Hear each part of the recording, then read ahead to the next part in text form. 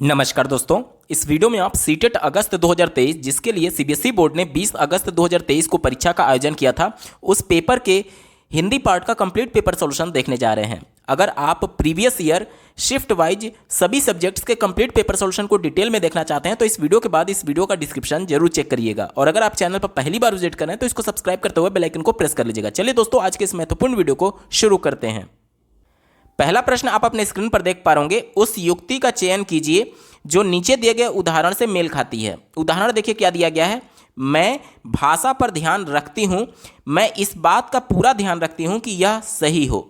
यानी कि जो यहाँ पर सब्जेक्ट है मैं, वो अपनी भाषा पर ध्यान रख रही है कि जब वो बोले तो वो भाषा सही हो, ग्रामेटिकल करेक्ट हो। ठीक है, तो हमसे ये पूछा जा रहा है कि कौन सा इसके लिए एप्रोप्रिएट आंसर होगा। पहला विकल्प देखिए, पर भाषा व्यवहार। पर का मतलब क्या होता है? दूसरे की भाषा की बात की जा रही है, यानी कि दूसरे के भाषा में व्यवहार यानी इंटरेक्शन, यानी कि इसे ट्रांस लैंग्वेजिंग कहा जाता है। जैसे मान लीजिए कि एज ए टीचर मान लीजिए मैं प्राइमरी में पढ़ा रहा हूँ, तो उस प्राइमरी में अलग अलग बच्चे जो हैं उनका मदर टंग अलग अलग हो सकता है। तो मैं एज ए टीचर उनको समझाने के लिए क्या कर रहा हूँ कि उनकी मातृभाषा में उसको बता रहा हूँ। जैसे मान लीजिए यहाँ पर मैं सीटेट का पेपर सॉल्व कर रहा हूँ। इसी सीटेट के पेपर को सॉल्व करने के दौरान अगर मैं कोई उदाहरण दूं और प्रत्येक बच्चे की लैंग्वेज में अलग अलग उदाहरण दूं, तो इसका मतलब क्या हुआ कि मैंने कॉन्सेप्ट वहीं बताया लेकिन सबकी लैंग्वेज में ट्रांसलेट करके बता दिया। देखिए यहाँ पर क्या दिया गया, ट्रांस का मतलब क्या होता है? अनुवाद करना, और लैंग्वेजिंग यानी कि भाषा का अनुवाद करना, यानी दूसरे की भाषा में इंटरेक्शन करना, इसको ट्रांस लैंग्वेजिंग कहा जाता है। जैसे कि मान लीजिए I am solving the CTET examination paper August 2023। ये मैंने इंग्लिश में आपसे इंटरेक्शन किया। अगर मैं आपसे हिंदी में ट्रांसलेट करके बताऊं, मैं अगस्त 2023 सीटेट की पेपर को सॉल्व कर रहा हूं, और अगर मैं इसी को दूसरे मान लीजिए कोई भोजपुरी बोलने वाला बंदा है उसके लिए बताऊं, तो मैं कहूँगा कि हम अगस्त 2023 के पेपर के सॉल्व करत बानी। अब यहाँ पर देख लीजिए, वही कॉन्सेप्ट मैंने 3 लैंग्वेज में प्रयोग किया। कोई मान लीजिए उसी कक्षा में इंग्लिश समझ रहा होगा, कोई हिंदी समझ रहा होगा, कोई भोजपुरी समझ रहा होगा, या फिर कोई अलग लैंग्वेज समझ रहा होगा, तो उसकी लैंग्वेज में मैं एज ए टीचर ट्रांसलेट करके बताऊंगा। तो इसे बोला जाता है ट्रांस लैंग्वेजिंग, यानी कॉन्सेप्ट वही रहेगा लेकिन प्रत्येक बच्चे की मातृभाषा में अलग अलग ट्रांसलेट करके बताने को ट्रांस लैंग्वेजिंग बोला जाता है। ठीक है, तो ये तो हमारा उत्तर नहीं होगा। क्यों नहीं होगा? क्योंकि यहां पर अपनी भाषा पर ध्यान रखने की बात की जा रही है। तो यहां पर दूसरे की भाषा पर मतलब क्या होता है? दूसरे की भाषा, तो उसका तो कोई मतलब होगा नहीं। ठीक है, तो ये गलत हो गया। दूसरा देखिए, याद करने की बात की जा रही है। यहां पर ध्यान करने का मतलब याद करना नहीं होता है, ये गलत हो गया। और वैसे भी सीटेट के पेपर में कहीं पर भी रटना, याद करना, ऐसे शब्द अगर आपको दिख जाए तो वो हमेशा निगेटिव होते हैं, हमेशा वो गलत ही होगा। ठीक है, तीसरा देखिए, पुनरावृत्ति करना यानी दोहराना। अब यहां पर देख लीजिए, साफ तौर पर इस उदाहरण में कहीं पर भी उस भाषा को दोहराने की बात नहीं की जा रही है, तो ये भी उत्तर नहीं होगा। एक ही विकल्प बचा, स्वनिरीक्षण, यानी खुद के भाषा पर निरीक्षण करके मैं ध्यान रख के उस बातों को बोल रही हूं। यहां पर देखिए, मैं भाषा पर ध्यान केंद्रित रखती हूं कि जो मैं भाषा बोल रही हूं वो सही हो, यानी अपनी भाषा का निरीक्षण स्वयं कर रही हूं, इसलिए स्वनिरीक्षण ऑप्शन नंबर 4 इसका बिल्कुल एप्रोप्रिएट आंसर हो जाएगा। अगला प्रश्न पूछा गया है, कक्षा 2 के विद्यार्थी एक कविता गा रहे हैं। यह मेरी नाक है, ये मेरा कान है। यह कविता गाते समय वे शरीर के जिस अंग का नाम लेते हैं उस अंग को स्पर्श भी करते हैं। अध्यापिका किस विधि का प्रयोग कर उन्हें सिखा रही है? ध्यान से समझिएगा। आप प्राइमरी में देखेंगे बच्चों को जब कविता पढ़ाया जाता है तो उनको बॉडी लैंग्वेज के माध्यम से भी बताया जाता है, मतलब कि जो बोला जा रहा है मुंह से। जैसे मान लीजिए एक कविता है बच्चे में, एक मोटा हाथी झूम के चला, मकड़ी की जाल में जाके वो फंसा। तो जब एज ए टीचर इस कविता को कोई पढ़ाएगा तो उसको क्या बताएगा? एक मोटा हाथी। तो जब मोटा शब्द आएगा तो मोटापे को दिखाने के लिए अपने दोनों हाथों को फैला लेगा, और हाथी शब्द आएगा तो अपने नाक से केहूनी को सटाते हुए, हाथ की केहूनी को सटाते हुए सूंड बनाने का इशारा करेगा। यानी कि जो लैंग्वेज बोली जा रही है उसको अगर बॉडी लैंग्वेज से कम्युनिकेट करेंगे तो बच्चे को ज्यादा चीजें समझ में आती हैं, क्योंकि एक सिद्धांत यह कहता है कि जितनी ज्यादा इंद्रियां बच्चों को किसी चीज को सीखने में मदद कर रही हैं उतना ही बच्चे का जो अधिगम होता है, यानी जो सीखना होता है, वो स्थायी होता है। अब अगर मैं केवल मुंह से बोल करके पढ़ा रहा हूं एज ए टीचर बच्चों को, तो उससे क्या हो गया कि बच्चे की केवल कान की इंद्रियां एक्टिव हैं। लेकिन मान लीजिए कि अगर मैं बॉडी लैंग्वेज के माध्यम से कम्युनिकेट कर रहा हूं, मतलब कि शरीर के हाव भाव से भी अगर उसको बताने की कोशिश कर रहा हूं, तो क्या हो रहा है? बच्चे उसको देख करके, यानी उसकी आंख की इंद्रियां भी एक्टिव हो रही हैं, यानी 2 इंद्रियां एक्टिव हो गई। तो उस कंडीशन में उसको उसको ज़्यादा समझ में आता है। इसी को बोलते हैं टोटल फिजिकल रिस्पॉन्स, और हिंदी में इसे बोलते हैं समग्र भौतिक प्रतिक्रिया। यानी जो कुछ मुख से बोला जा रहा है उसको अपने बॉडी लैंग्वेज के माध्यम से भी कम्युनिकेट करने की कोशिश की जा रही है। जैसे देखिए, कविता क्या है, यह मेरी नाक है। जब कविता को बोला गया कि यह मेरी नाक है, तो उंगली से नाक को टच करते हुए नाक को दिखाने का इशारा किया गया। इससे बच्चे केवल नाक शब्द को नहीं सुने, बल्कि नाक को वो फिजिकल तौर पर देख भी पा रहे हैं कि हाँ, नाक इसको बोला जा रहा है। जब कविता में आगे बोला गया कि यह मेरा कान है, तो अब कान को स्पर्श करते हुए, कान को छूते हुए बच्चे को इशारा करके दिखाया गया कि यह मेरा कान है। यानी कि जो चीजें बताई जा रही हैं कविता के तौर पर, उसको वह बॉडी लैंग्वेज के माध्यम से बच्चों को दिखा करके बताया जा रहा है। इसी को बोलते हैं टोटल फिजिकल रिस्पॉन्स, और हिंदी में बोला जाता है समग्र भौतिक प्रतिक्रिया। ऑप्शन नंबर 4 यहां पर बिल्कुल एप्रोप्रिएट आंसर हो जाएगा। अगला प्रश्न पूछा गया है, विद्यार्थी पिछली इकाई से शब्द लेकर के 5 प्रश्नों के उत्तर समूह में देने का काम कर रहे हैं। वे अपने सवालों को दूसरे समूहों के साथ अदला बदली करते हैं और सवालों के उत्तर देने की कोशिश करते हैं। यह किसका उदाहरण है? चौथे विकल्प से शुरुआत करेंगे। कहा जा रहा है पठन आकलन। देखिए, पठन का मतलब होता है किसी भी लेख को पढ़ करके उसका अर्थ ग्रहण करना।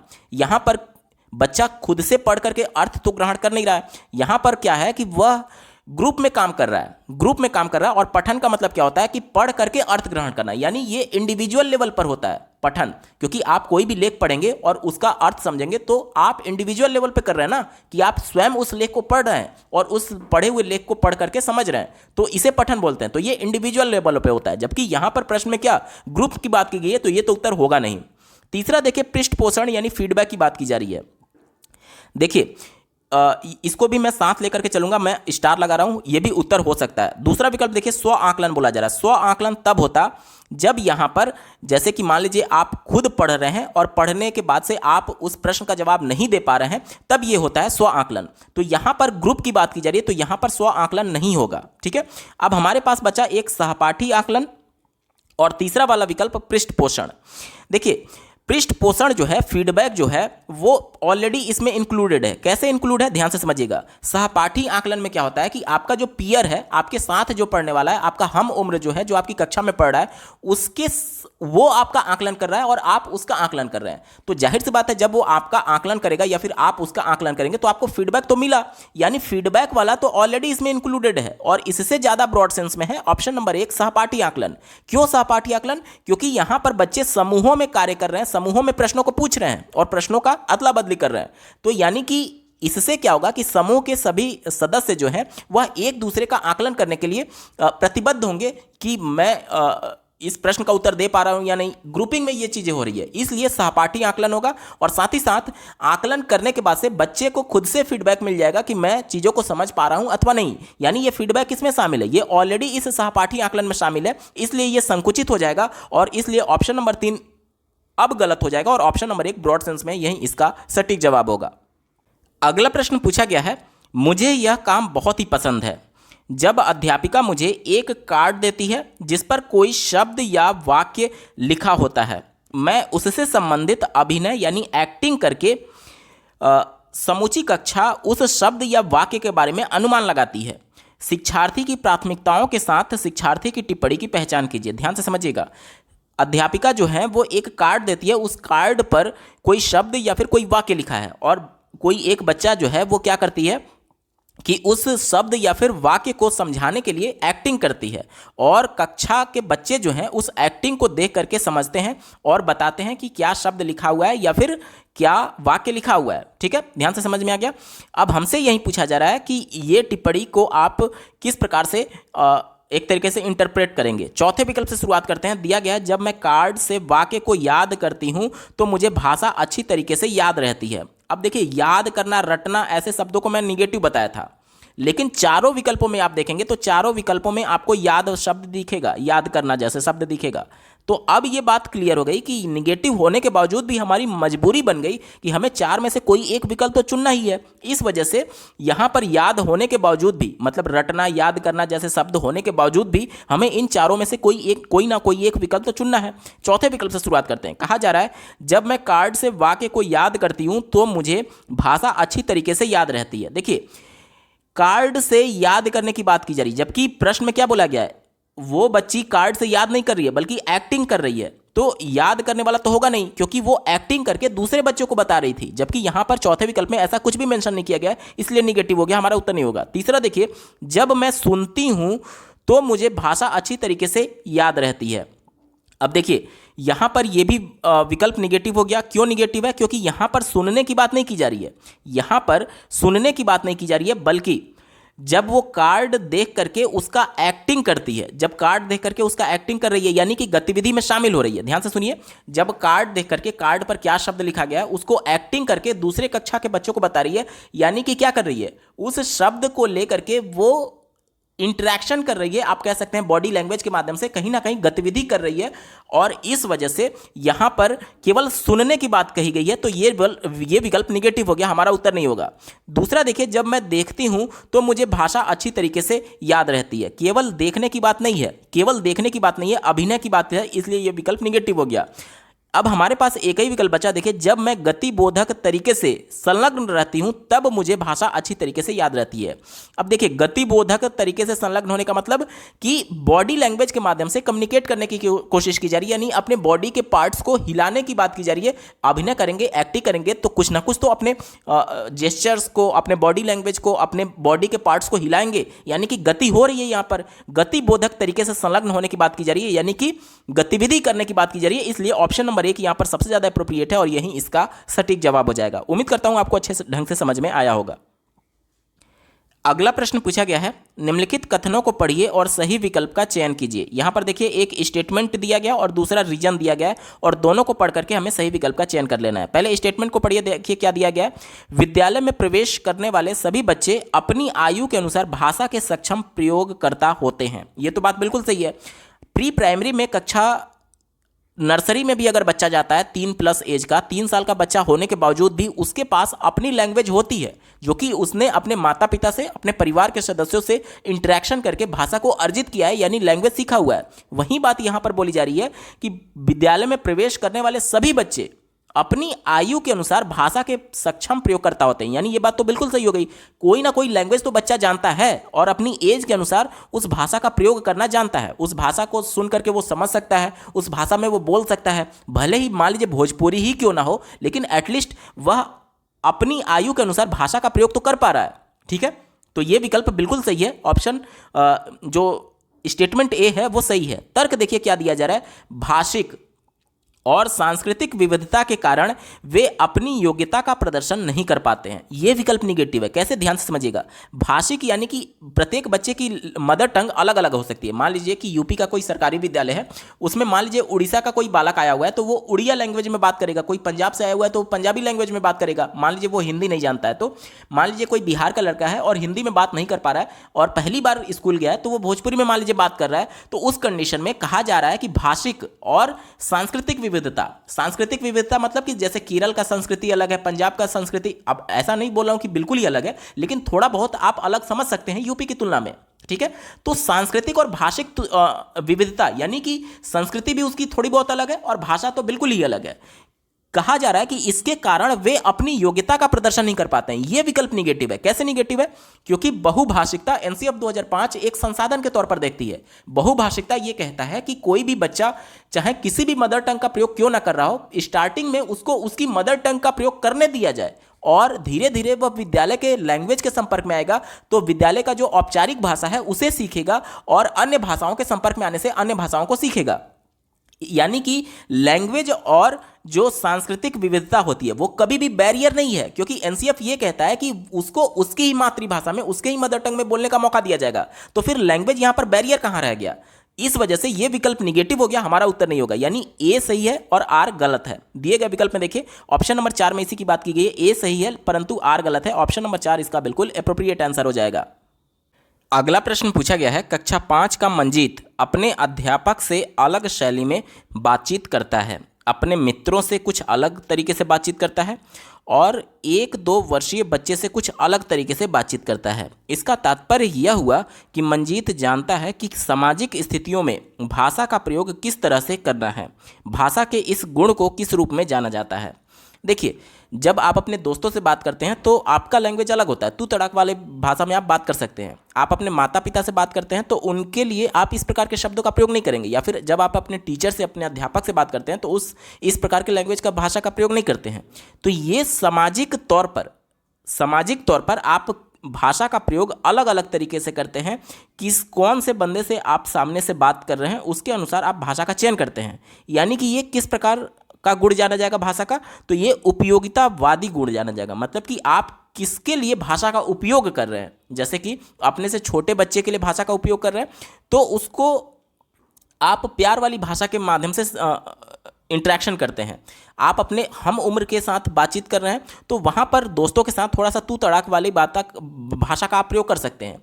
जैसे आप अपने अध्यापक या फिर टीचर के साथ या फिर अपने माता पिता के साथ बात करते हैं तो एक आदरपूर्वक भाषा का प्रयोग करते हैं। तो ये उपयोगितावादी दृष्टिकोण है भाषा का, कि आप भाषा का उपयोग किसके लिए कर रहे हैं उसके आधार पर आप भाषा का चयन करते हैं। इसलिए ऑप्शन नंबर 4 यहाँ पर बिल्कुल एप्रोप्रिएट आंसर हो जाएगा। बाकी के विकल्पों की अगर हम लोग बात करें, देखिए वाकगत का मतलब होता है बोलना। तो यहाँ बोला तो तीनों जगह जा रहा है। अगर बच्चा अपने से कम उम्र के बच्चे से बात कर रहा है, अपने हम उम्र के साथ बात कर रहा है, अपने अध्यापक से बात कर रहा है, अपने माता पिता से बात कर रहा है, तो बात तो सब जगह है, केवल ये बात नहीं है। लेकिन किस तरीके से बात है उसको ज़्यादा डिफाइन करके प्रश्न पूछा गया, तो ये हमारा उत्तर नहीं होगा।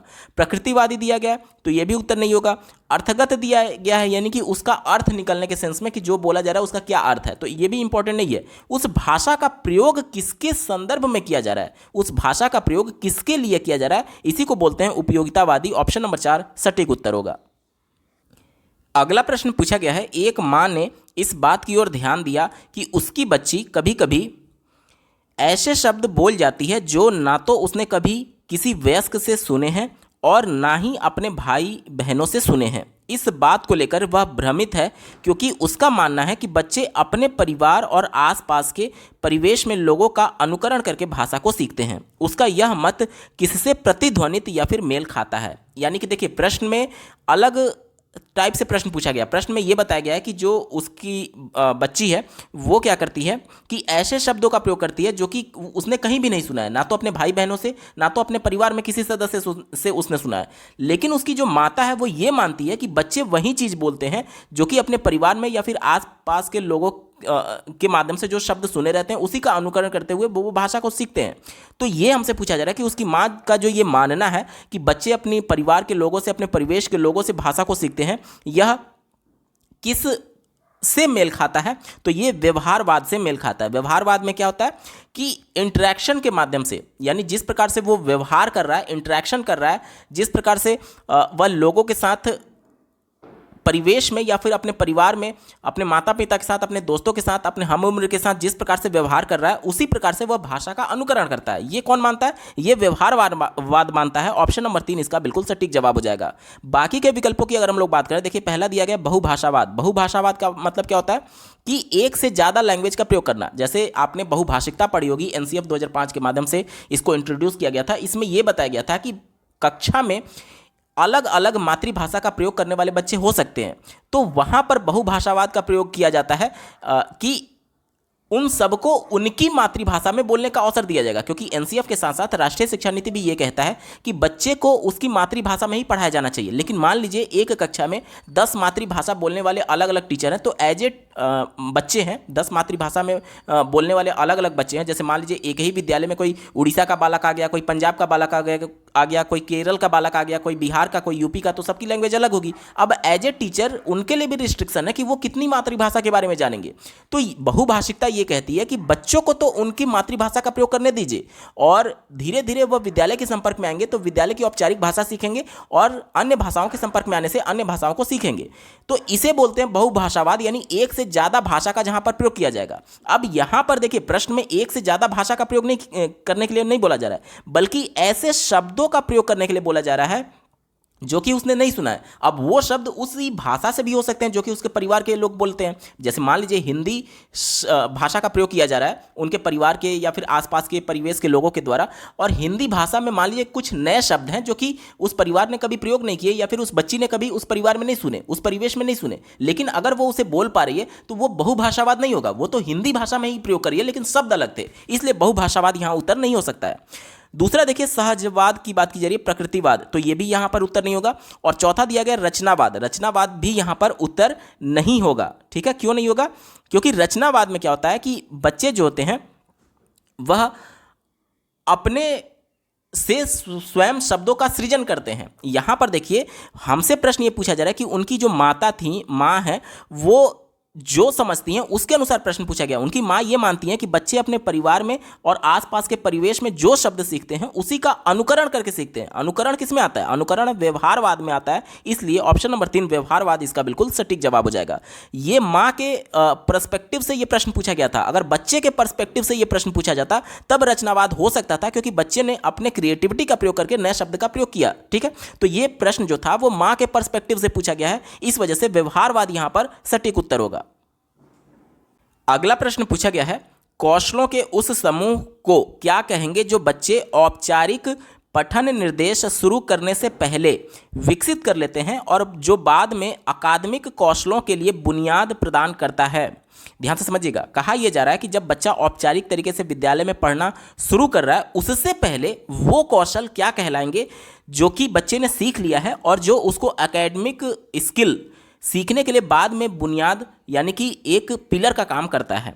ठीक से ध्यान से समझिएगा, ऐसे कौशल को इमरजेंट लिटरेसी बोलते हैं, इमरजेंट लिटरेसी, और इसी को हिंदी में उद्गामी साक्षरता बोलते हैं। ऑप्शन नंबर 1 यहाँ पर बिल्कुल एप्रोप्रिएट आंसर हो जाएगा। यानी कि बच्चा अभी औपचारिक तरीके से स्कूल में पढ़ना शुरू नहीं किया है, इससे पहले वो ऐसे कौशल को सीख लिया है, वो ऐसे कौशल को सीख लिया है जो बाद में जाकर के उसके एकेडमिक कौशल यानी कि उसके जो औपचारिक तरीके से जो विद्यालय में सीखेगा उसमें वो उसके लिए आधार प्रदान कर रहा है। तो इसको इमरजेंट लिटरेसी बोलते हैं। जैसे मान लीजिए बच्चे को प्री प्राइमरी में आप भेजेंगे, नर्सरी में जब बच्चा जाता है 3+ एज में, उससे पहले बच्चा एप्पल खाया हुआ है, कैट देखा हुआ है अपने परिवेश में, इसके अलावा डॉग को देखा हुआ है। तो जब वो 3 कक्षा में जाएगा, मतलब कि 3 साल का होगा और नर्सरी कक्षा में जाएगा, तो उस दौरान उसको A फॉर एप्पल बताया जाता है, B फॉर बॉल बताया जाता है, C फॉर कैट बताया जाता है। क्यों बताया जाता है?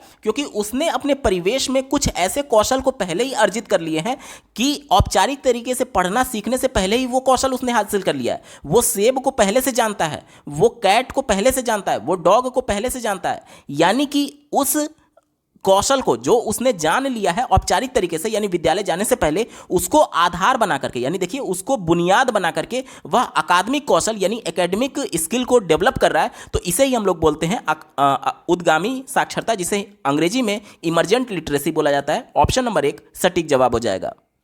अगला प्रश्न पूछा गया है, एक दादी नानी अपने घर में छोटे बच्चों को पुस्तकों से कहानियां पढ़ करके सुनाना पसंद करती हैं। ये लाइन ध्यान से पढ़िएगा।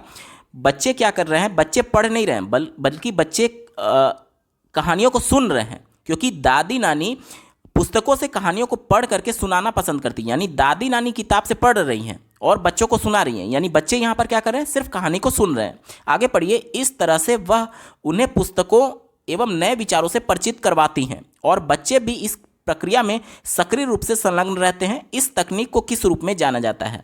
ध्यान से समझिएगा। पहला विकल्प दिया गया सस्वर पठन। अब अगर सस्वर पठन में क्या होता है? बोल बोल करके पढ़ना, यानी स्वर के साथ पढ़ना। यहाँ पर ध्यान देने वाली बात यह है कि स्वर के साथ नहीं पढ़ा जा रहा है। दादी नानी अगर किताब लेकर के उसको स्वर के साथ पढ़ती, मतलब बोल बोल करके पढ़ती, तब ये सस्वर पठन होता। दादी नानी क्या कर रही हैं कि पढ़ करके और उसके बाद सुना रही हैं, तो ये सस्वर पठन नहीं होगा। अगर उसी समय पढ़ रही होती और उसी समय सुना रही होती तब ये सस्वर पठन होता। लेकिन पहले पढ़ करके कहानी को वो समझ ले रही हैं, उसके बाद बच्चों को सुना रही हैं और बच्चे भी इसमें इंटरेस्ट ले रहे हैं, तो ये सस्वर पठन नहीं होगा। अगर देखिए, अगर बच्चों के पॉइंट ऑफ व्यू से देखेंगे तो बच्चा तो उसे पढ़ ही नहीं रहा है, बच्चा तो केवल सुन रहा है ना, तो बच्चे के पॉइंट ऑफ व्यू से सस्वर पठन तो कभी नहीं होगा। अगर पठन होगा तो वो सिर्फ और सिर्फ दादी और नानी के पॉइंट ऑफ व्यू से होगा, क्योंकि पढ़ने का काम कौन कर रहा है? पढ़ करके उसका अर्थ ग्रहण करने का काम दादी और नानी कर रही हैं। तो ये प्रश्न दादी और नानी के पर्सपेक्टिव से ही पूछा गया है, उनके पॉइंट ऑफ व्यू से ही पूछा गया है, क्योंकि चारों में आप देखेंगे तो पठन है। यानी कि ये प्रश्न कंफर्म हो गया कि ये दादी नानी के परिप्रेक्ष्य में ही पूछा गया है, ठीक है। लेकिन यहाँ पर सस्वर पठन नहीं होगा। क्यों नहीं होगा? क्योंकि मैंने आपको बता दिया कि अगर बुक लेकर के वो बच्चों को पढ़ाती और उसी समय कहानी सुनाती तो ये सस्वर पठन होता। लेकिन उन्होंने क्या किया कि पढ़ लिया, पहले कहानी को पढ़कर और सुनाना पसंद करती है, पढ़कर सुनाना पसंद करती है, यानी पढ़ लिया उसके बाद उसको सुना रही हैं अलग से, ठीक है। चलिए, इसलिए सस्वर पठन नहीं होगा। मॉडल पठन भी नहीं होगा। क्यों नहीं होगा? क्योंकि मॉडल पठन में क्या होता है, जैसे कि आप किसी को पढ़ना सिखाते हैं तो किस तरीके से आप पढ़ेंगे, अच्छे तरीके से, मतलब उच्चारण युक्त किस प्रकार से आप पढ़ेंगे, उसका एक मॉडल प्रस्तुत करते हैं, उदाहरण प्रस्तुत करते हैं। तो यहाँ पर इस प्रकार का कोई उदाहरण तो प्रस्तुत नहीं किया गया है। यहाँ पर मेन एम क्या है कि बच्चों को कहानियाँ सुनाना, ना कि उसको उच्चारण पर विशेष ध्यान देना इंपॉर्टेंट नहीं है। यहाँ पर बच्चों को कहानियाँ सुनाना इंपॉर्टेंट है। तो मॉडल पठन भी यहाँ पर नहीं होगा। साझा पठन भी नहीं होगा। क्यों नहीं होगा? साझा पठन तब होता जब दादी नानी एक बार पढ़ती, एक बार बच्चे पढ़ते, फिर एक बार दादी नानी पढ़ती, फिर एक बार बच्चे पढ़ते। यहाँ पर साझा पठन तो हो नहीं रहा है, केवल दादी या फिर नानी ही पढ़ रही हैं, यहाँ पर बच्चे नहीं पढ़ रहे हैं, इस वजह से साझा पठन नहीं हो सकता। अब हमारे पास केवल एक ही विकल्प बचा, ऑप्शन नंबर 4 संभाषिक पठन। ऑप्शन नंबर 4 इसका बिल्कुल एप्रोप्रिएट आंसर हो जाएगा। इसको आप ऐसे भी समझ सकते हैं, देखिए संभाषिक दो शब्दों से मिलकर के बना हुआ है, सम जिसका मतलब होता है समान और भाषिक का मतलब होता है भाषा। अब यहाँ पर दादी और नानी जब कहानी पढ़ रही हैं तो वो कहानी किताबी भाषा में हो सकती है। अब यहाँ पर बच्चे की एज मेंशन नहीं किया गया है, लेकिन जब वो बच्चों को कहानी सुनाने लगती हैं तब वह इस प्रक्रिया में बच्चे भी सक्रिय रूप से संलग्न रहते हैं। सक्रिय तब रहेगा जब बच्चा इंटरेस्ट लेगा, और बच्चा इंटरेस्ट कब लेगा? जब उसकी भाषा में इसको सुनाया जाएगा। अब ध्यान से समझिएगा, बच्चा मान लीजिए बहुत छोटा है और उसके लिए जो औपचारिक भाषा है कहानी की अगर वो नहीं समझ पा रहा है तो दादी और नानी क्या करती है, उस बच्चे की मातृभाषा में इस कहानी को बताती हैं। इसीलिए यहां पर समभाषिक, सम का मतलब होता है समान और भाषिक का मतलब की भाषा, यानी समभाषिक का मतलब कि वह भाषा जो कि बच्चा समझ पा रहा है। इसलिए संभाषिक पठन यहां पर सबसे एप्रोप्रिएट आंसर हो जाएगा। अगला प्रश्न पूछा गया है, पठन सिखाने का वह उपागम जिसमें मूल तत्वों जैसे कि वर्णों और स्वनिम से शुरू किया जाता है और जिसमें बच्चों को यह सिखाया जाता है कि समग्र रूप से पठन सीखने से पहले स्वनिम को शब्दों से मिलाया जाता है, और इस उपागम को क्या कहेंगे? ध्यान से समझिएगा, पहले वर्णों की बात की जा रही है। किसकी? वर्ण की। वर्ण को क्या बोलते हैं? वर्ण को आप भाषा की सबसे छोटी इकाई मान सकते हैं, ठीक है। जैसे आप क बोले तो क एक वर्ण हो गया, ठीक है। अ बोले तो अ एक वर्ण हो गया, यानी भाषा की सबसे सूक्ष्मतम इकाई जिसे आप वर्ण बोलते हैं या फिर ध्वनि बोलते हैं। तो कहा क्या जा रहा है कि उस उपागम को क्या कहेंगे जिसमें वर्णों और स्वनिम, वर्ण और स्वनिम से शुरू किया जाता है, यानी वर्ण से शुरू किया जा रहा है। बच्चे को सबसे पहले भाषा की सबसे छोटी की इकाई बताई जा रही है। उसके बाद से देखिए क्या बताया जा रहा है, उसके बाद से यह सिखाया जाता है कि समग्र रूप में पठन से पहले स्वनिम को शब्दों से मिलाया जाता है, यानी कि वर्ण मिल करके शब्द बनते हैं। जैसे कि मैंने वर्ण में आपको बताया, जैसे क हो गया और जितने भी क ख ग घ ये सभी वर्ण हो गए, ठीक है। और वर्णों को मिला करके शब्द बनाया गया, वर्णों को मिला करके बच्चों को क्या बताया गया? शब्द बताया गया। जैसे क, म और ल, तीन वर्ण मिल करके कमल एक शब्द बन गया, और शब्दों से मिल करके क्या बना? शब्दों से मिल करके वाक्य बना, ठीक है, वाक्य बना। और वाक्य से मिलकर के क्या बना? वाक्य से मिलकर के पैराग्राफ बना। क्या बना? पैराग्राफ बना। और पैराग्राफ पढ़ने के बाद से बच्चा जो है पठन सीखा। पठन का मतलब क्या होता है? पढ़ करके उसका अर्थ ग्रहण करना, यानी पैराग्राफ से पढ़ करके वह पूरे भाव का अर्थ समझ पा रहा है। यानी शुरुआत वो किससे किया था? शुरुआत वो वर्ण से किया था, और वर्ण से शुरू करके वो ऊपर की तरफ बढ़ रहा है और उस पूरे पैराग्राफ का, पूरे लेख का अर्थ समझ रहा है, उसका थीम समझ रहा है। तो जब सबसे छोटी इकाई से शुरू करके पूरे अर्थ को समझने की बात होती है तो वो बॉटम अप अप्रोच होता है। लेकिन जब थीम से शुरू करके और वर्ण तक आते, मतलब जस्ट इसका उल्टा, तो ये क्या हो जाता? ये आपका टॉप डाउन अप्रोच हो जाता। लेकिन शुरुआत किससे हुआ है? शुरुआत वर्ण से हुआ है।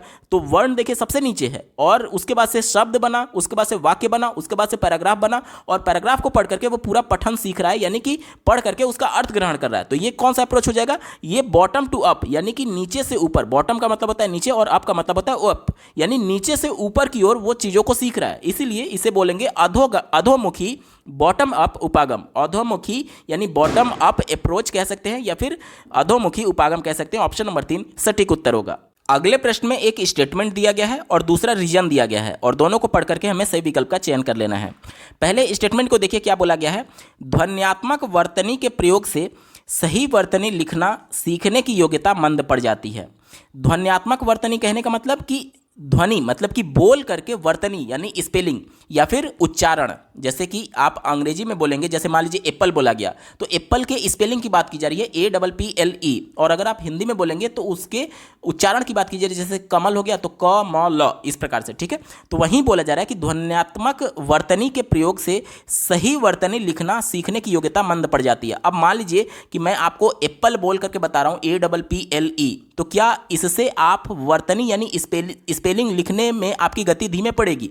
नहीं पड़ेगी, बल्कि आपको और ज़्यादा सपोर्ट मिलेगा कि आप स्पेलिंग को सही से समझ करके लिख पा रहे हैं। यहाँ पर प्रश्न क्या बोला जा रहा है कि अगर ध्वन्यात्मक वर्तनी यानी स्पेलिंग का प्रयोग किया जाएगा तो इससे वर्तनी लिखना मंद पड़ जाएगा, यानी बच्चा वर्तनी नहीं सीख पाएगा। तो ये तो उल्टा हो गया ना। अगर मैं बच्चे को यहाँ पर बोलूँ कि व्यक्ति मैंने बोल करके बताया तो बच्चा इसको व्यक्ति सुन करके लिख लेगा। अब मान लीजिए मैंने इसको व्यक्ति बोला, तो व्यक्ति कुछ इस प्रकार से आप लिखेंगे, तो जिस प्रकार से बोला जाएगा उसी प्रकार से तो लिखेगा। यानी यहां पर बोलना और सुनना, देखिए ध्वनि का प्रयोग किया जा रहा है वर्तनी बोलने में, तो अगर ध्वनि सही तरीके से बोली जाएगी तो वर्तनी भी सही तरीके से लिखा जाएगा।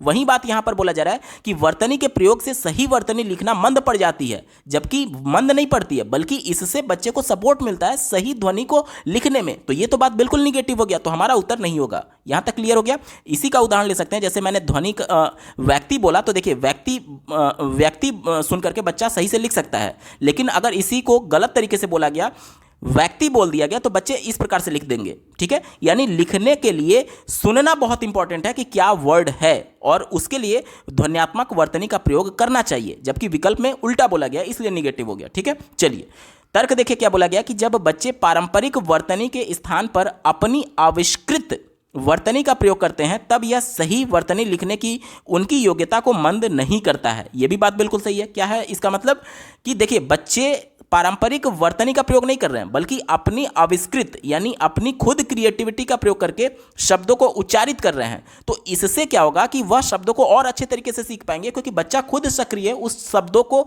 नए तरीके से उच्चारण करने में। अब नए तरीके से कहने का मतलब कि वो गलत उच्चारण नहीं कर रहा है, बल्कि अपनी क्रिएटिविटी का प्रयोग कर रहा है शब्दों के उच्चारण करने में, ठीक है। तो इससे क्या होगी, इससे उसके सही वर्तनी लिखने की योग्यता मंद नहीं पड़ती है, बल्कि वह शब्दों को और उसकी वर्तनी को और अच्छे ढंग से समझ पाता है। तो वो मंद नहीं पड़ेगी बल्कि और तीव्र होगी, ठीक है। तो यानी ये यही बात बोली गई है कि उनकी योग्यता मंद नहीं करती है। तो ये बात तो बिल्कुल सही हो गई, ये मंद नहीं करती है, यानी ये बात सही है। यानी उनकी योग्यता क्या होती है, लिखने की योग्यता क्या होती है, तीव्र होती है, मंद नहीं होती है, ठीक है। तो ये बात बिल्कुल सही हो गई। यानी कि ए गलत है और आर सही है, जो कि दिए गए विकल्प में देखिए ए गलत है और आर सही है। किसमें दिया गया, ऑप्शन नंबर 1 में दिया गया। ऑप्शन नंबर 1 बिल्कुल सटीक जवाब हो जाएगा। अगला प्रश्न पूछा गया है, नई भाषा सीखते समय बहुत से विद्यार्थी भाषा के अद्वितीय का मतलब होता है यूनिक, ठीक है, यूनिक उच्चारण यानी कि प्रोनाउंसिएशन संबंधित नियमों के कारण भाषा बोलते समय प्रायः आत्मविश्वास की कमी का सामना करते हैं। इस समस्या को दूर करने का तरीका क्या है? ध्यान से समझिएगा। जब भी कोई नया लैंग्वेज बच्चे को सिखाया जाता है, जैसे मान लीजिए आप पहली बार इंग्लिश सीख रहे हैं, तो उसमें प्रोनाउंसिएशन में आप थोड़ा सा आप में कॉन्फिडेंस की कमी होती है, थोड़े सा कॉन्फिडेंस की कमी होती है। जब आप कोई भी नया लैंग्वेज सीखेंगे, जैसे मान लीजिए आप इंग्लिश ही सीख रहे हैं, तो इंग्लिश का उच्चारण करते समय यूनिक तरीके से किस प्रकार से उसका टोन होना चाहिए, किस प्रकार से बोलना चाहिए, उसमें थोड़ा सा आपको आत्मविश्वास की कमी होती है।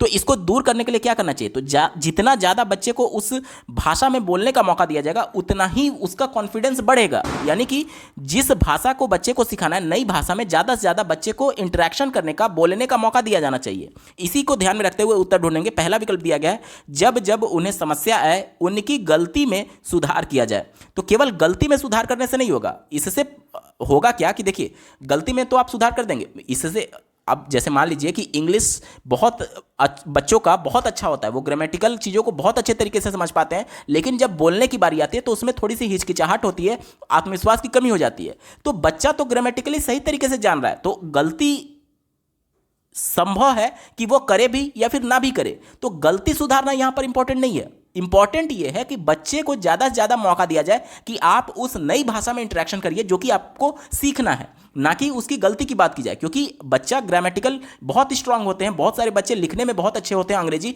लेकिन बोल नहीं पाते हैं, ठीक है, आत्मविश्वास की कमी की वजह से। तो वो आत्मविश्वास कैसे बच्चा हासिल करेगा? जब जाहिर सी बात है उस लैंग्वेज का प्रयोग करेगा, इंटरेक्शन 10 लोगों के बीच में बोलेगा, तभी वो कॉन्फिडेंस उसके अंदर आएगा।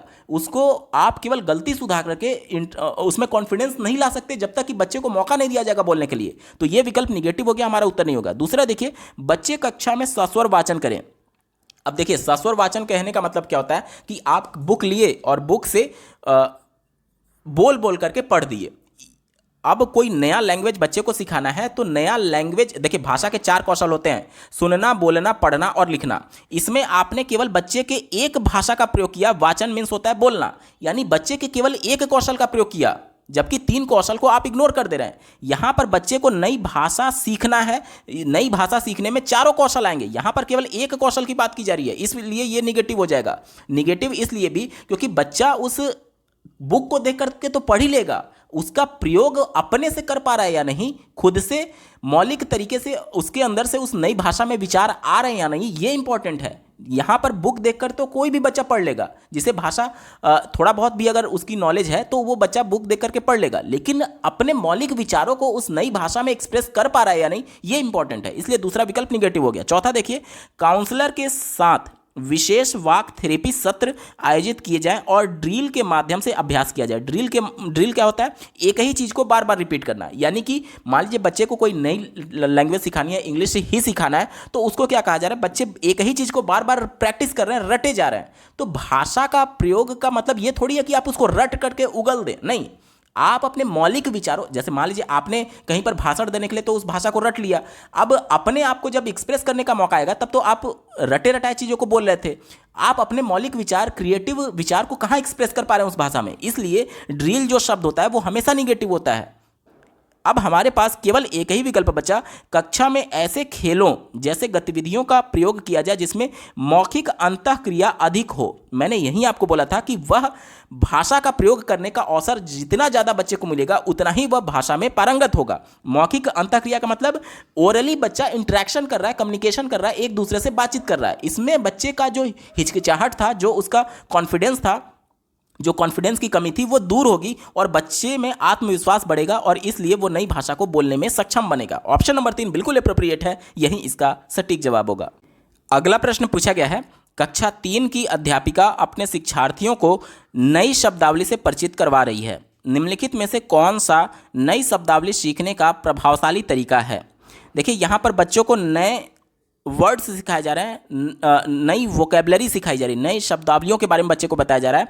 तो कौन सा प्रभावशाली तरीका होगा बच्चों को नई शब्दावली सीखने में, ये हमसे पूछा जा रहा है। पहले विकल्प से शुरुआत करते हैं, अध्यापिका श्याम पट्ट पर शब्द को लिखे और शिक्षार्थियों को उसे याद करने के लिए कहे। देखिए, कोई भी विकल्प जिसमें रटना, याद करना जैसे शब्द आ जाए, आपको सोचना ही नहीं है, वो विकल्प हमेशा गलत ही होगा। ठीक है, अगर प्रश्न पॉजिटिव सेंस में पूछा गया, जैसे देखिए प्रश्न पॉजिटिव सेंस में है, ठीक है, तो इस कंडीशन में याद करना, रटना, ड्रिल, ये जितने भी वर्ड होते हैं हमेशा निगेटिव होते हैं। जिस भी विकल्प में आ जाए वो हमेशा गलत ही होगा। दूसरा विकल्प दिया गया, अध्यापिका शब्दों के विलोम शब्द बताए और बच्चों को भाषा में उन शब्दों का अर्थ बताए। अब देखिए, बच्चे को नए नए वर्ड के बारे में जानना है। अब बच्चा नया वर्ड जाने बगैर उसका विलोम जानेगा तो उस वर्ड का अर्थ वो सही तरीके से नहीं जान पाया, क्योंकि ध्यान से समझिएगा, यहाँ पर बच्चा, मान लीजिए रात है, रात एक नया शब्द बच्चे के लिए है, कक्षा 3 के बच्चे के लिए मान लीजिए रात नया शब्द है, तो टीचर क्या कर रही है, रात का उल्टा बता दे रही है, दिन बता दे रही है और दिन का अर्थ बता रही है। जबकि बच्चे को किसको बताना था? नई शब्दावली रात के बारे में बताना था और बच्चे को दिन के बारे में बताया जा रहा है। तो क्या ये बच्चे के लिए इंपॉर्टेंट है? नहीं इंपॉर्टेंट है। बच्चे को जब ये शब्द के बारे में बताना है तो आप इसका उल्टा वाला शब्द बता रहे हैं, इसका विलोम वाला शब्द बता रहे हैं, तो ये हमारा उत्तर नहीं होगा। ठीक है, तीसरा विकल्प देखिए, अध्यापिका बच्चों को शब्दों को ठोस परिभाषा बताए। देखिए, जब भी प्राइमरी स्तर के बच्चों की बात होती है तो कोई भी विकल्प जिसमें परिभाषा की बात की जाए वो हमेशा निगेटिव होता है। क्यों निगेटिव होगा?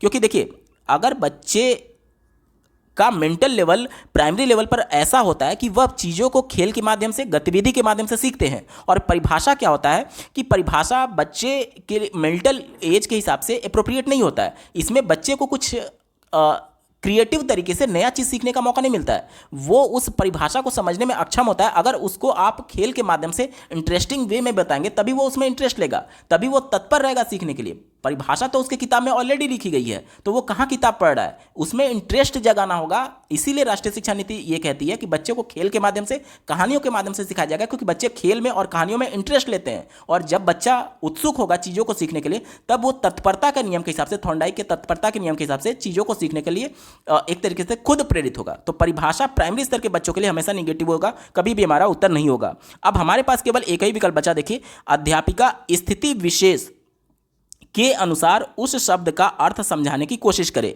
अब देखिए, बच्चे को रात शब्द बताना था, तो स्थिति विशेष का मतलब कैसे, उसको बच्चे को वाक्य में प्रयोग करके बताए। जैसे आप बच्चे को उदाहरण देकर के बता सकते हैं कि बेटा कल रात में आपने क्या खाना खाया था। अब यहाँ पर बच्चा उससे कोरिलेट करके समझेगा कि रात का मतलब ये हो गया कि जब सूरज अस्त हो जाता है, जब अंधेरा हो जाता है तो उसे रात बोला जाता है। और बच्चा उससे कोरिलेट करके जब 2-3 उदाहरण आप देंगे, तब उसके माइंड में एक क्लियर कॉन्सेप्ट बन पाएगा कि रात शब्द का मतलब क्या होता है।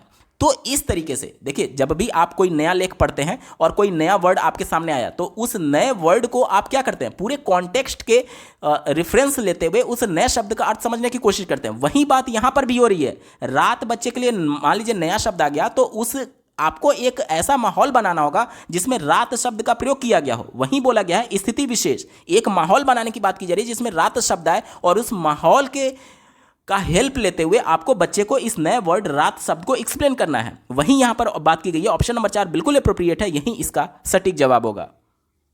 अगला प्रश्न पूछा गया है, भाषा सीखना किससे संबंधित है। देखिए, दो चीजें होती हैं, एक होता है भाषा अर्जन और दूसरा होता है भाषा सीखना। सीखना यानी लर्निंग की बात की जा रही है, अधिगम की बात की जा रही है। अधिगम में क्या होता है, बच्चा जब प्रयास के माध्यम से, अधिगम की परिभाषा ये कहती है कि बच्चे के प्रयास के माध्यम से उसके व्यवहार में जो परिवर्तन होता है उसे सीखना या फिर अधिगम कहा जाता है। यानी यहां पर बच्चा एफर्ट करेगा।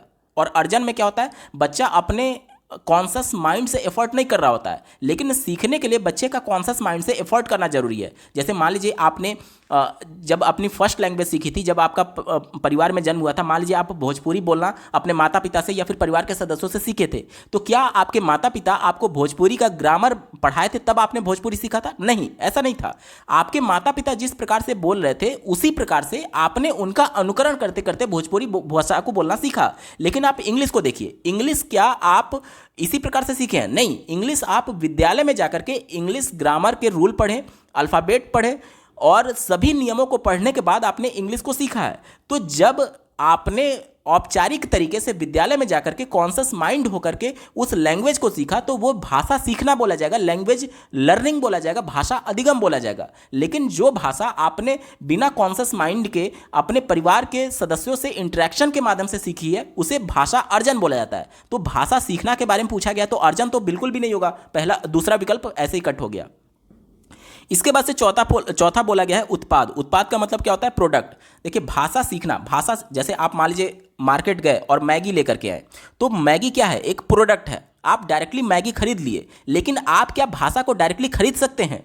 आप क्या भाषा को डायरेक्टली प्राप्त कर सकते हैं? नहीं, एक प्रोसेस के अंतर्गत आपको भाषा को सीखना होगा या फिर अर्जित करना होगा। ध्यान से समझिए, आप जब भाषा को सीखने जाते हैं तो सबसे पहले अल्फ़ाबेट से शुरू करते हैं, उसके बाद से शब्दों के बारे में जानते हैं, उसके बाद से वाक्यों के बारे में जानते हैं, उसके बाद से पैराग्राफ के बारे में जानते हैं, उसके बाद से ग्रामर के रूल के बारे में जानते हैं। इन सब के बाद से आप धीरे धीरे शब्दों को बोलना सीखते हैं। ये सभी एक प्रोडक्ट थोड़ी है, ये सभी क्या है? चरण दर चरण आप भाषा को सीख रहे हैं। यानी भाषा सीखना क्या है? वो एक प्रक्रिया का पार्ट है, प्रोसेस का पार्ट है। तो उत्पाद तो बिल्कुल भी नहीं होगा। अब हमारे पास दो विकल्प बचा, एक कौशल और दूसरा प्रक्रिया।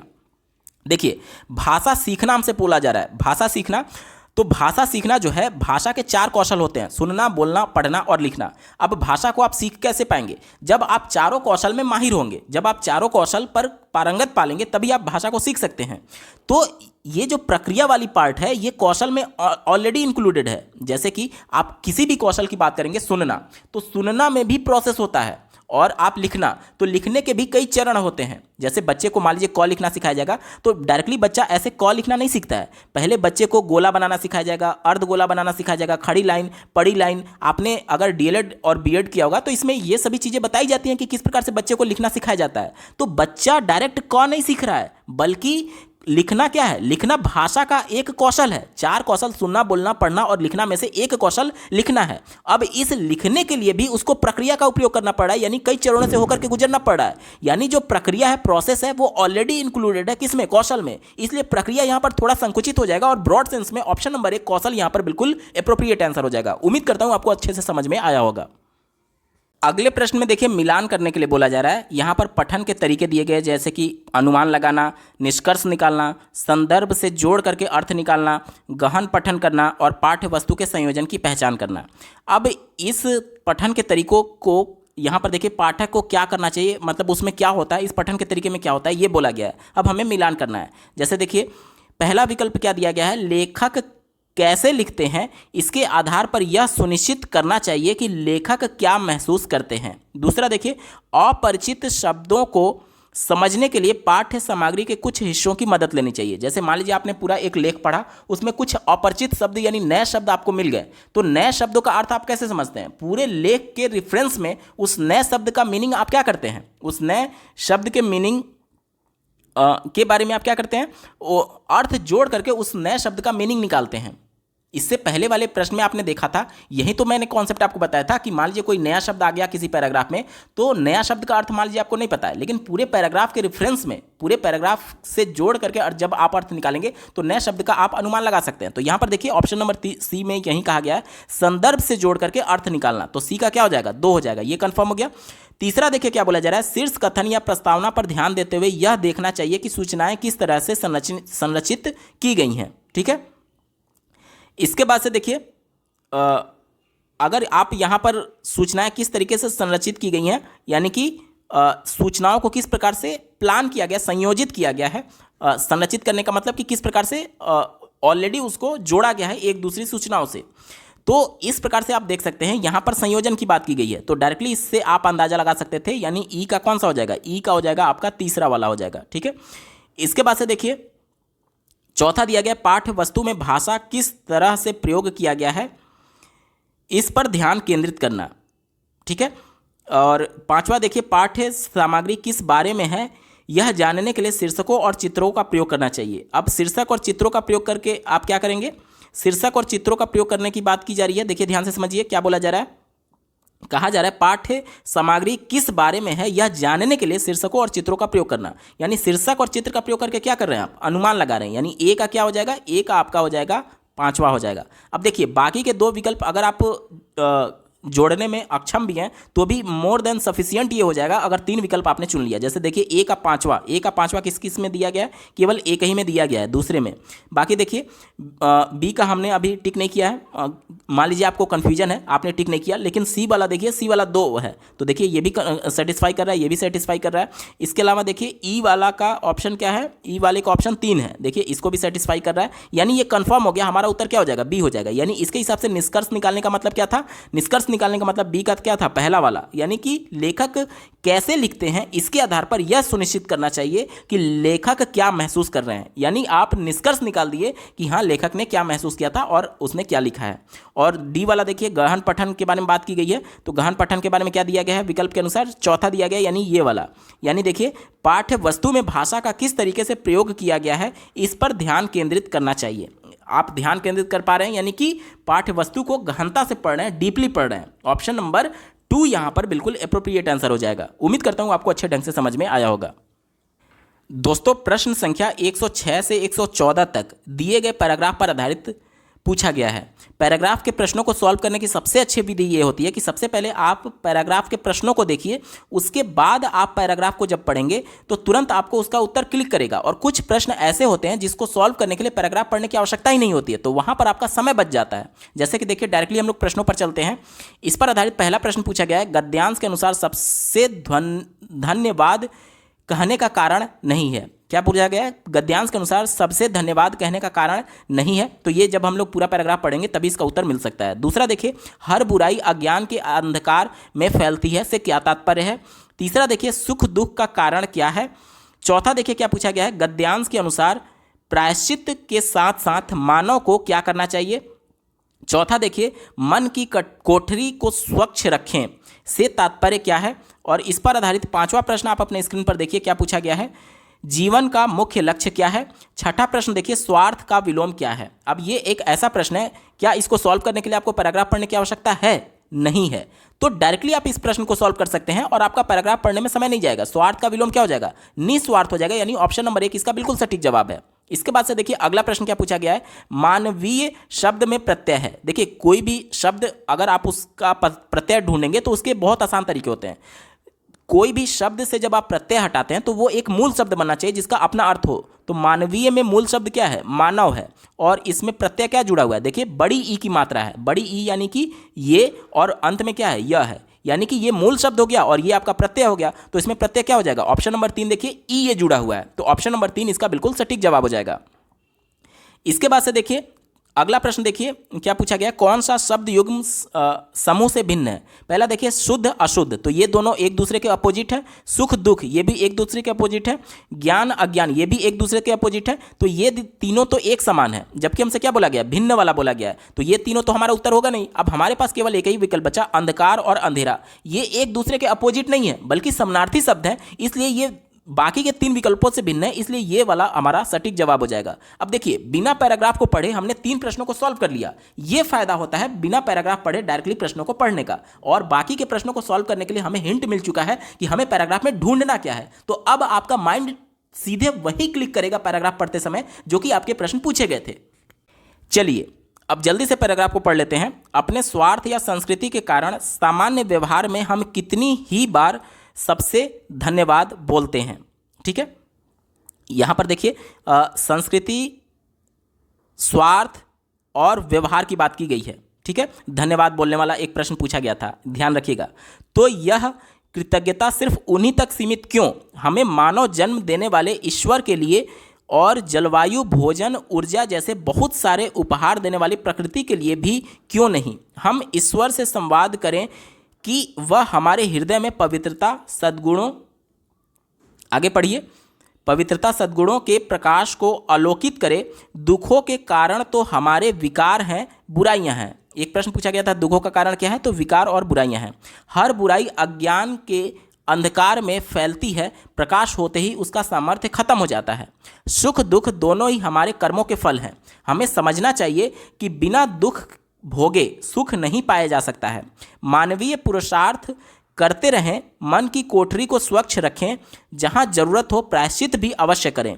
कौन जाने कब किस रूप में प्रभु किस माध्यम से सहायक हो जाए। ईश्वर के प्रति आभार प्रकट करना एक ऐसा अचूक तरीका है जो हमें असंतुष्टि और ईर्ष्या जैसी निकृष्ट बातों से ऊपर उठाता है, और यही हमारे जीवन का मूलभूत लक्ष्य है। अब चलिए अब हम लोग प्रश्नों पर चलते हैं।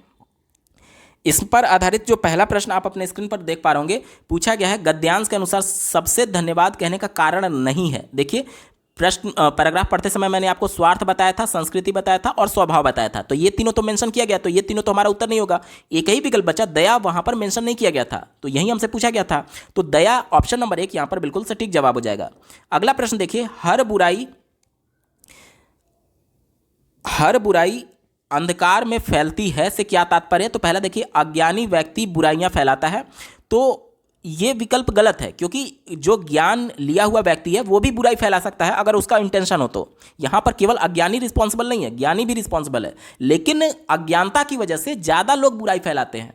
तो अगर अज्ञानता के कारण बुराई फैलने वाला विकल्प दिखे तो वो ज्यादा अप्रोप्रिएट होगा। दूसरा देखिए अंधेरा होते ही बुराइयां फैल जाती हैं, तो ये तो बिल्कुल ही गलत है। अंधेरा सब बुराइयों की जड़ है, तो ये भी गलत है। एक ही विकल्प बचा, अज्ञानता के कारण बुराइयां फैलती है। ऑप्शन नंबर 4 बिल्कुल अप्रोप्रिएट आंसर हो जाएगा। अगले प्रश्न की तरफ चलते हैं, सुख दुख का कारण है। देखिए सुख दुख का क्या कारण है? तो पैराग्राफ के अनुसार हमने देखा था कि हमारे जो कर्म होते हैं वही हमारे सुख दुख का कारण होते हैं। ऑप्शन नंबर 4 सही उत्तर हो जाएगा। अगला प्रश्न पूछा गया है, गद्यांश के अनुसार प्रायश्चित के साथ साथ मानव को क्या करना चाहिए? देखिए मानव को क्या करना चाहिए, प्रायश्चित के साथ साथ मानव को क्या करना चाहिए? पहला दिया गया सुख भोगना चाहिए, सफाई करना चाहिए, सुख भोगना चाहिए नहीं, पुरुषार्थ करना चाहिए। पुरुषार्थ का मतलब कि अपने पुरुषार्थ के हिसाब से मेहनत करना चाहिए, एक तरीके से कि हमसे कोई गलत काम ना हो या फिर हम किसी गलत डायरेक्शन में ना जाए पैराग्राफ के अनुसार। ठीक है, तो ऑप्शन नंबर 3 यहां पर पुरुषार्थ बिल्कुल सटीक जवाब है। ठीक है, पुरुषार्थ का मतलब यहां पर मेहनत करने से है। अगला प्रश्न पूछा गया है, मन की कोठरी को स्वच्छ रखें से क्या तात्पर्य है? तो इसका मतलब हो जाएगा, देखिए पहला विकल्प दिया गया मन सब विकारों का कारण है, तो नहीं। मन को नियंत्रण में रखना चाहिए, नहीं। मन से बुरे भावों को निष्कासन, ये बिल्कुल अप्रोप्रिएट है पैराग्राफ के अनुसार। और चौथा विकल्प देखिए मन के अनुसार कार्य करना चाहिए, तो ये भी गलत है। ऑप्शन नंबर 3 यहाँ पर बिल्कुल सटीक जवाब हो जाएगा। ठीक है, चलिए बढ़ते हैं अगले प्रश्न की तरफ। 11वां प्रश्न पूछा गया है, जीवन का मुख्य लक्ष्य क्या है? तो देखिए पहला विकल्प दिया गया है ईश्वर के प्रति अनासक्ति, तो ये गलत है। ईश्वर की भक्ति करना, ये भी गलत है। ईश्वर के प्रति आभार प्रकट करना, तो पैराग्राफ में डायरेक्टली ये लाइन मेंशन किया गया है। ऑप्शन नंबर 3 सही उत्तर होगा। ईर्ष्या से ऊपर उठना, तो ये पैराग्राफ में मेंशन नहीं किया गया, ये गलत हो गया। 12वां प्रश्न देखिए स्वार्थ का विलोम शब्द, तो ये हमने पहले ही देख लिया। ऑप्शन नंबर 1 निस्वार्थ इसका बिल्कुल सटीक जवाब हो गया। 13वां प्रश्न देखिए मानवीय शब्द में प्रत्यय कौन सा पूछा गया था, तो ऑप्शन नंबर 3 हमने पहले ही देख लिया, ये इसका बिल्कुल सटीक जवाब हो जाएगा। 14वां प्रश्न देखिए पूछा गया था कि निम्नलिखित में से कौन सा भिन्न है, तो अंधकार अंधेरा, ऑप्शन नंबर 4 यहां पर बिल्कुल एप्रोप्रिएट आंसर हो गया था। ये सही तरीका है पैराग्राफ के प्रश्नों को सॉल्व करने का। अब चलिए अब बढ़ते हैं अगले प्रश्न की तरफ। अगले प्रश्न में देखिए 15 से 120 तक, 115 से 120 तक दिए गए कविता पर आधारित पूछा गया है। तो इसके भी प्रश्नों को पहले देख लेते हैं, उसके बाद जब आप पैराग्राफ को पढ़ेंगे तो तुरंत आपको इसका उत्तर क्लिक करेगा। ठीक है, चलिए पहला प्रश्न पूछा गया है कविता का मुख्य स्वर क्या है? ठीक है, कविता का मुख्य स्वर क्या है, यानी इसका मेन थीम क्या है, किस रस में यह कहानी लिखा गया। ठीक है, दूसरा पूछा गया है कविता के अनुसार स्वतंत्रता प्राप्ति में स्त्री की भूमिका क्या है। तीसरा दिया गया है स्त्री के किस विशेषण का प्रयोग नहीं किया गया है। चौथा दिया गया है स्त्री की निर्माणकारी शक्ति का भाव कविता के किस पंक्ति में निहित है। अगला दिया गया है कविता के अनुसार स्त्री को क्या करना चाहिए। और अंतिम दिया गया है जननी को संपूर्ण जगत की डैश पंक्ति में कौन सा अलंकार है। तो देखिए यहाँ पर जननी जगत दोनों में क्या कॉमन है, ज दोनों में आ रहा है। तो जब एक ही वर्ण का बार बार रिपीटिशन होता है तो वहां पर क्या होता है, वहां पर अनुप्रास अलंकार हो जाता है। तो दिए गए विकल्प में देखिए ऑप्शन नंबर 1 अनुप्रास अलंकार बिल्कुल एप्रोप्रिएट आंसर हो जाएगा। ठीक है, तो देखिए बिना पैराग्राफ को पढ़े, बिना कविता को पढ़े हमने एक प्रश्न को सॉल्व कर लिया, ये फायदा हुआ आपका। चलिए अब कविता को हम लोग पढ़ते हैं। क्या कहा जा रहा है, आया समय उठो तुम नारी, युग निर्माण तुम्हें करना है, आज़ादी की नींव में तुम्हें प्रगति पत्थर भरना है, अपने को कमजोर ना समझो, जननी हो संपूर्ण जगत की गौरव हो। ठीक है, तो ये हमने पूरा कविता पढ़ लिया। अब इस पर आधारित चलिए प्रश्नों को देख लेते हैं।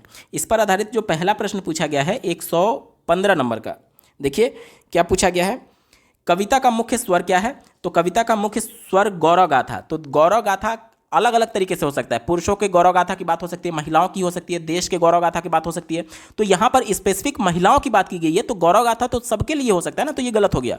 युग निर्माण नहीं होगा, स्त्री शक्ति देखिए यहाँ पर स्त्री शक्ति की बात की गई है पूरे कविता में। ऑप्शन नंबर 3 स्त्री शक्ति इसका बिल्कुल एप्रोप्रिएट आंसर हो जाएगा। बाकी स्वतंत्रता की बात नहीं की गई है, ऑप्शन नंबर 4 गलत हो गया। ठीक है, तो स्त्री शक्ति ऑप्शन नंबर 3 सही जवाब है। 116 नंबर का प्रश्न आप अपने स्क्रीन पर देखिए, कविता के अनुसार स्वतंत्रता प्राप्ति में स्त्री की भूमिका क्या है। तो स्त्री की भूमिका संज्ञान योग्य है। देखिए औसत नहीं कहा जा सकता, नगण्य नहीं कहा जा सकता, अप्रासंगिक नहीं कहा जा सकता कविता के अनुसार। तो ऑप्शन नंबर 2 संज्ञान योग्य इसका बिल्कुल सटीक जवाब हो जाएगा। ठीक है, यहां तक क्लियर हो गया। चलिए अगला प्रश्न पूछा गया था 117 नंबर का, स्त्री के किस विशेषण का प्रयोग नहीं किया गया है। पहला देखिए सबला, ठीक है, सबला दिया गया है, दूसरा दिया गया नींव, तीसरा दिया गया है अबला और चौथा दिया गया गौरव। तो सबला का भी प्रयोग किया गया, नींव का भी प्रयोग किया गया और गौरव का भी प्रयोग किया गया। प्रश्न में पूछा गया कौन सा प्रयोग नहीं किया गया है, तो अबला का प्रयोग नहीं किया गया। ऑप्शन नंबर 3 यहां पर बिल्कुल एप्रोप्रिएट आंसर हो जाएगा। 117 का ऑप्शन नंबर 3 सही जवाब है। अगला प्रश्न पूछा गया स्त्री की निर्माणकारी शक्ति का भाव कविता की किस पंक्ति में निहित है। ठीक है, तो 118 नंबर का प्रश्न है, इसको देखिए। पहला दिया गया युग निर्माण तुम्हें करना है, देखिए यहीं पर निर्माणकारी शक्ति का प्रयोग किया गया है इस पंक्ति में। बाकी के विकल्पों को देखें तो आज़ादी की नींव रखी, खुद ही नींव, तो ये निर्माण करने जैसा नहीं है। जननी की संपूर्ण जगत ये भी निर्माणकारी नहीं है, कमजोर ना समझो ये भी निर्माणकारी नहीं है। कविता के अनुसार ऑप्शन नंबर 1 बिल्कुल सटीक जवाब हो जाएगा। 119 नंबर का प्रश्न देखिए क्या पूछा गया है, कविता के अनुसार स्त्री को पहला देखिए गौरव गान करते रहना होगा, तो ये गलत है। पत्थर भरने का कार्य ही करना होगा, ये भी गलत है। स्वयं की शक्ति को पहचानना होगा, ऑप्शन नंबर 3 बिल्कुल सटीक है कविता के अनुसार। जननी के रूप में ही रहना होगा, तो ये भी गलत है। अब अंतिम प्रश्न जो पूछा गया था जननी को संपूर्ण जगत की, तो हमने देख लिया इसमें कौन सा अलंकार था। ऑप्शन नंबर 1 अनुप्रास अलंकार इसका बिल्कुल सटीक जवाब हो जाएगा। दोस्तों ये पेपर पूरा सॉल्व हो चुका है। आपको ये वीडियो कैसा लगा, अगर मेरा एफर्ट आपको पसंद आ रहा है तो कमेंट करके जरूर बताइएगा, ताकि मैं भी मोटिवेट हूँ इसी प्रकार के और वीडियो लाने के संदर्भ में। इस वीडियो को देखने के लिए आपका बहुत बहुत धन्यवाद। और प्रीवियस ईयर सभी सब्जेक्ट के shift wise complete paper solution को देखने के लिए इस वीडियो का डिस्क्रिप्शन जरूर चेक करिएगा। इस वीडियो को देखने के लिए आपका बहुत बहुत धन्यवाद। भगवान करे आपका दिन शुभ हो।